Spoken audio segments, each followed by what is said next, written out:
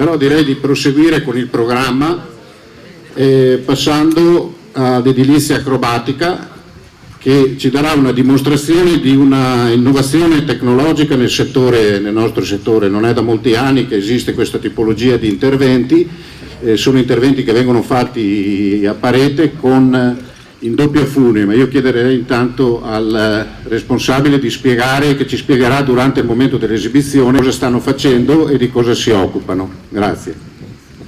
Grazie mille, buongiorno a tutti, noi siamo Edilizia Acrobatica, i ragazzi stanno finendo di prepararsi per dimostrare di come operiamo sul mercato. Noi siamo edili, partiamo da questo presupposto, facciamo edilizia come tutti gli altri, solo che abbiamo una tecnica diversa. I ponteggi lavorano per fasce orizzontali, noi lavoriamo per fasce verticali, tramite le due corde di sicurezza, che è una tecnica bene o male conosciutissima nel mondo. Tantissime nazioni usano questo sistema.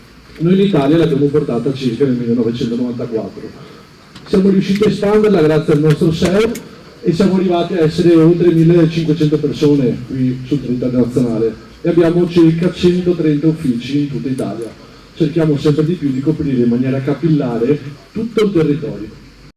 Ricordo che siamo all'interno dell'Istituto Viola Marchesini, la famosa storica Ipsia, conosciuta da quelli che hanno l'età mia, e quindi una scuola professionale.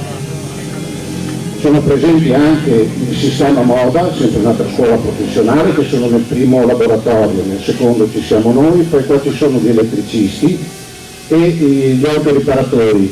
Sopra invece dall'altra parte ci sono i geometri. Con i geometri, che sono strettamente connessi e collegati con la nostra scuola edile, abbiamo, visto che non avevamo spazi per l'attività sportiva, abbiamo pensato e ideato con un progetto, tra l'altro finanziato dalla Regione Veneto, e ci siamo realizzati due strutture che vedete alle vostre spalle, che è un campo da volley.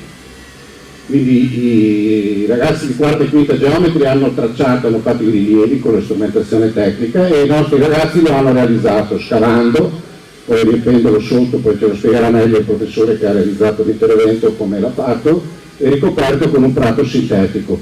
Dall'altra parte abbiamo ricavato un campo da calcetto che ancora non è pronto, questa volta in sinergia con l'Istituto Agrario. L'Istituto Agrario sono venuti e torneranno a settembre per seminare il campo e quindi fare l'erba, quella perfetta che serve per giocare. Sarà recitato e preparato. Quindi adesso, seminando il via i ragazzi di edilizia acrobatica, seguiamo la loro performance.